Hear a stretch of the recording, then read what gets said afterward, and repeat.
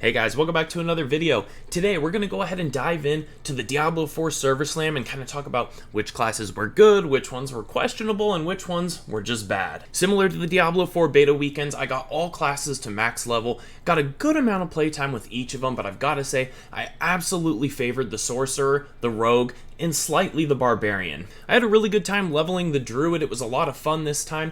Some of the Druid skills got nerfed and some got buffed. I think overall it was kind of a buff for the Druid, but I've got quite a bit to say about that in this video. The Necromancer, I've got a lot to say about the Necromancer, and it sounds like Blizzard is already kind of aware of some of the issues that the Necromancer is facing in the server slam. We'll go ahead and dive in and talk about each class in the order that they are here. So we'll start with the Sorcerer, we'll get into the Druid, the Necromancer, the Barbarian, and then the Rogue. So let's get started with the Sorcerer. So the Sorcerer saw some pretty massive nerfs. We saw a huge nerf to the Chain Lightning and the Hydra ability. I was really concerned when I saw these nerfs because the build that I was playing was Hydra Chain Lightning, and I thought that the build was absolutely ruined, and there's also all these other nerfs to the Sorcerer as well, and so I was really concerned about this class. It absolutely felt justified that the Sorcerer needed some kind of tuning back. I had initially felt like the nerfs were maybe a little too harsh until I had actually played the game during the server slam. They actually felt pretty well balanced. Chain Lightning is still strong and Hydra was still strong, but definitely don't expect the same amount of output as you got from it before. But at level 20, I had got a helm that gave +2 ranks to the Hydra skill, and once I got it buffed up a little bit, it actually had some pretty big damage behind it. Overall, I actually feel like the Sorcerer is still in a really good place, and the nerfs were fair. It still feels really good to play, you still have great mobility, you've got good tankiness and survivability. Overall, the class still feels great. When I was leveling up, I was playing Frozen Orb, which I will admit felt really underwhelming. I think that Frozen Orb could use some help, and so can Blizzard. I tried to kind of transition over to Blizzard when Frozen Orb wasn't working. I really wanted to make something with Cold kind of happen, but it really just wasn't working out. Once I had hit level 20, I was ready to go fight Ashava. I was there for her first spawn, and I had switched over to the Firewall build that was recommended by Maxroll that also played Hydra. The build did okay, it was definitely better than my Frozen Orb build or my Blizzard build, and so initially I had felt like it was a pretty good build, but then I had kind of started experimenting a little more and playing with Chain Lightning Hydra and Fireball Hydra, and I didn't really think the Firewall was quite as good. I can't really judge Maxroll though, they didn't really have any time to test this prior to the server slam, and so they were just kind of doing their best to put out some builds, and overall the Firewall build definitely did function. The build that I ultimately had the most success with was actually a Rainbow Sorcerer kind of build, where I had used Frost, Fire, and Lightning. The build took advantage of Arc Lash as the basic skill, which seems like it's the strongest basic skill in the game for the Sorcerer, and it had taken advantage of Fireball as my core skill. Outside of that, it had Flame Shield, Teleport, Hydra, and Frost Nova. The reason I had opted to go with Fireball as opposed to Chain Lightning is because I feel like Fireball is definitely the strongest enchantment slot when it comes to just grinding out in the open world and inside of dungeons. By leveling up my Fireball all the way and then putting it on my enchantment slot, each time I had killed an enemy, there was a massive amount of damage that would start going off and chaining as each enemy went down. Although the Fireball itself as a core skill felt relatively weak and definitely wasn't as good as Chain Lightning, since we had a limited amount of points to use on our characters, only being able to get to level 20, I really felt like leveling up Fireball had worked out really well for that enchantment slot. Once we have more skill points to work with, I absolutely think that it would be worth it to put points into Chain Lightning as well as Fireball. You would probably want to be using Chain Lightning on your bar because I think as a casted skill it is stronger, but in that enchantment slot it's really powerful to have a leveled up Fireball. Overall, the class still feels absolutely fantastic. I think with no gear whatsoever on your character and just a general leveling experience, the Sorcerer and the Rogue both felt really good. If I had to rank the power of the Sorcerer, I would say in the prior beta it was definitely a 10 out of 10. Felt like probably the best overall class given how well-rounded it was. Now, I would have to probably give it a 9 out of 10 because it's definitely lost some of its damage, but the core feeling of the class has absolutely remained the same, and we can still get a lot of damage out. If you're interested in playing a caster at launch, I would absolutely recommend considering the Sorcerer. So moving along to the Druid certainly saw some buffs and some nerfs. After playing around with the basic skills for some amount of time, I feel like Stormstrike is still the best overall basic skill, despite the slight nerf that it took to its spirit generation. I'm a little bummed to see the nerfs to both Pulverize and Landslide. It kind of felt like with the Druid you spent all this time building up your resource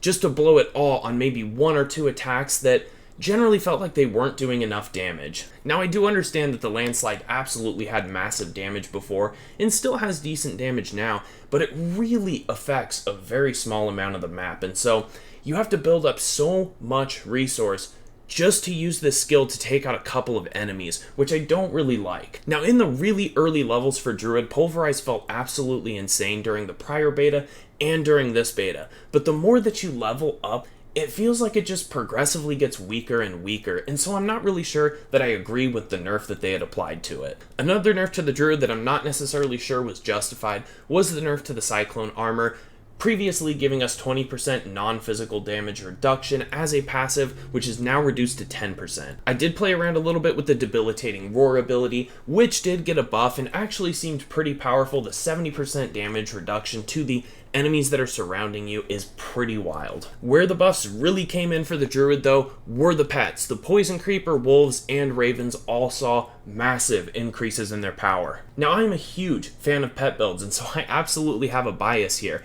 I had a blast leveling up the Druid with these pets, but when I try to remove my love from pet builds and just kind of think about this neutrally, I'm not really sure this is the best direction for the class. Blizzard's trying to apply this philosophy to Diablo 4 that we can play it our way. They don't want to force us into playing a certain build. By buffing each one of these pets by such a huge margin, while also nerfing some of the other skills that the Druid had, it feels like we're absolutely forced to go in the direction of pets now with Druid. Ultimately, I'm pretty worried that endgame Druids are going to be forced to go with pet builds, especially since they've reduced the power of a lot of their other skills. Granted, with these huge buffs to the pets, I would have to say that in the prior beta, I felt like the overall power of the Druid was about a 4 out of 10, and they've probably bumped that up to about a 6 out of 10. But I really don't like how long it takes to build up all of this spirit just to blow it all with a couple of core skills. The Druid is spamming basic skills the vast majority of the time, just trying to build up resource. By nerfing some of their better core skills this time around,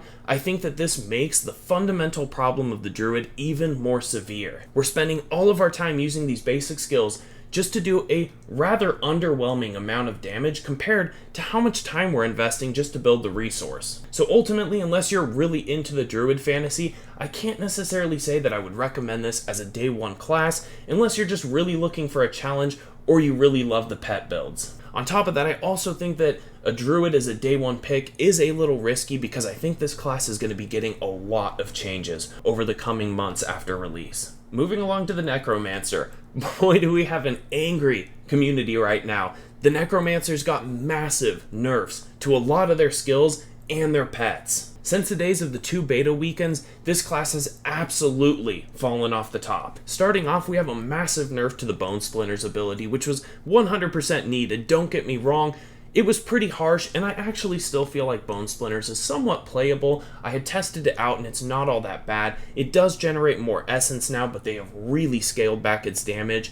Prior to the nerf, in the beta, it kind of felt like a core skill. It was dealing so much damage. On top of Bone Splinters, we also have a nerf to the Corpse Explosion from 75% damage down to 50% damage, as well as the Plagued Corpse Explosion rune from 10% damage down to 8%. This is a fairly large nerf. I wouldn't say the Corpse Explosion is unplayable by any means, and on top of that, the rune for the damage over time was untouched. But these 2 nerfs to the Necromancer absolutely pale in comparison to the nerfs that were applied to the pets. The skeletons got nerfed so hard that Blizzard had to come in with a hotfix about halfway through the server slam to increase their toughness. There was gameplay footage of people going into boss fights and losing their pets within the first 2 seconds of combat. Following the hotfix, the survivability of the skeletons was noticeably higher, but still nowhere near where it was before. Following the beta, I had made a series of videos, and in my Necromancer video, I had discussed some concerns about how the Necromancer's pets may survive in World Tiers 3 and 4. Although Blizzard has come in with a hotfix to increase the survivability of skeletons right now,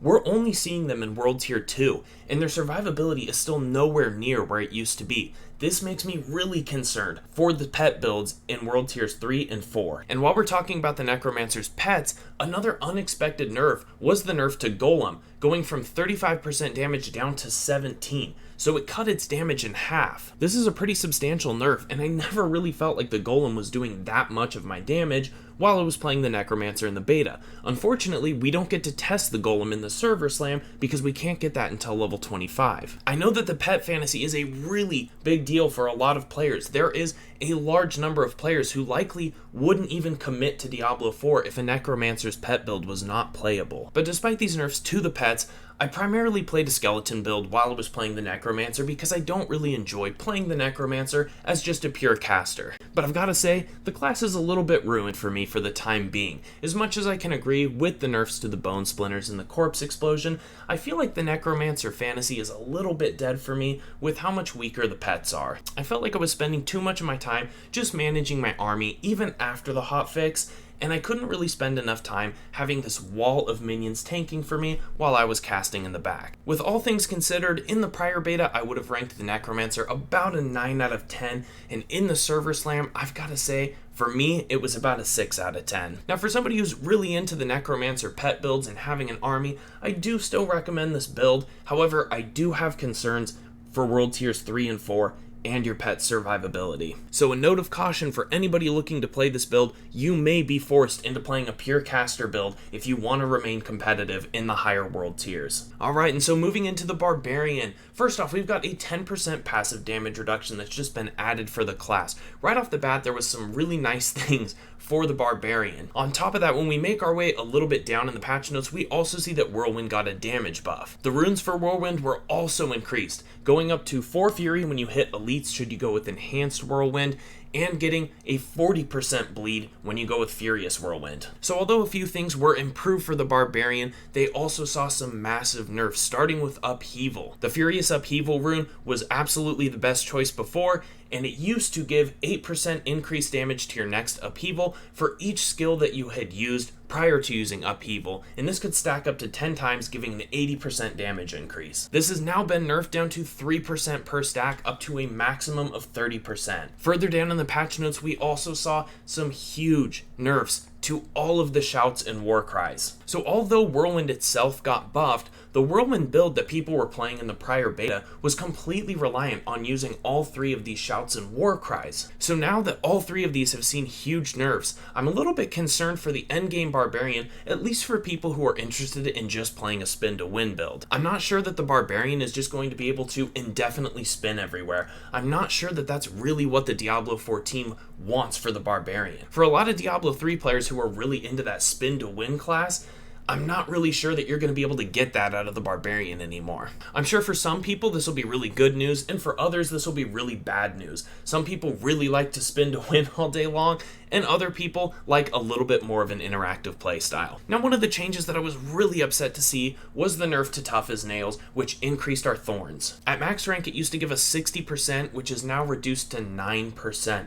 This is a huge nerf to the Thorns Barbarian. Now, it is worth noting that when enemies hit you, they used to take 1% of our thorns in bleeding damage over 5 seconds. This has been increased to 10.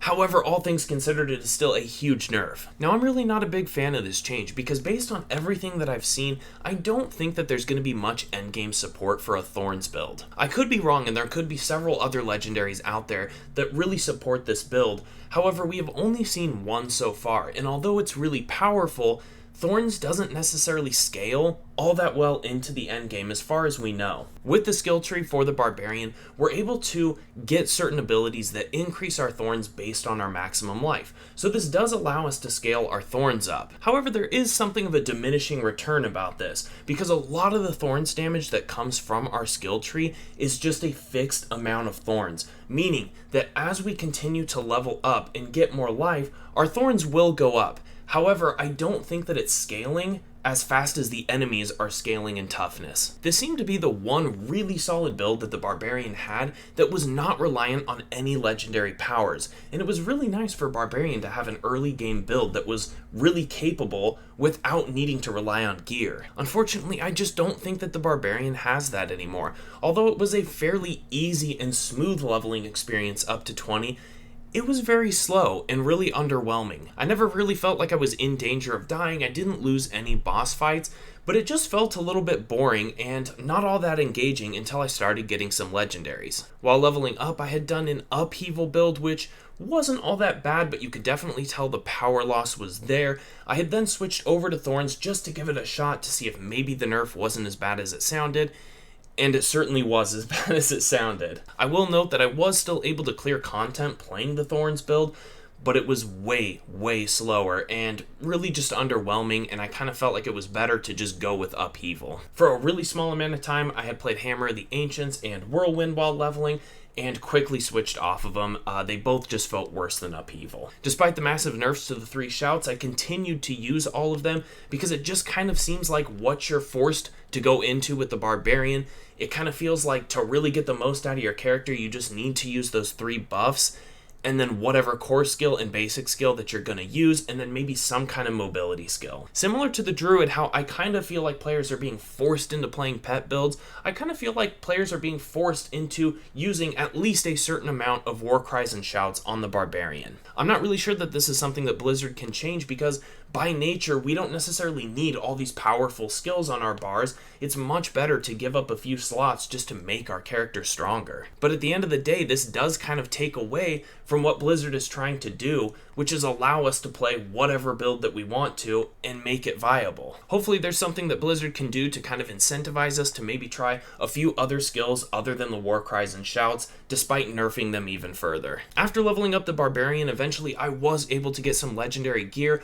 Right off the bat, I actually got a perfectly rolled 2-handed weapon that had a Hammer of the Ancients 100% damage increase multiplier. After getting this, things really picked up for the Barbarian, and I started getting a few other legendaries, and the build really came together, and it was able to do some pretty huge damage.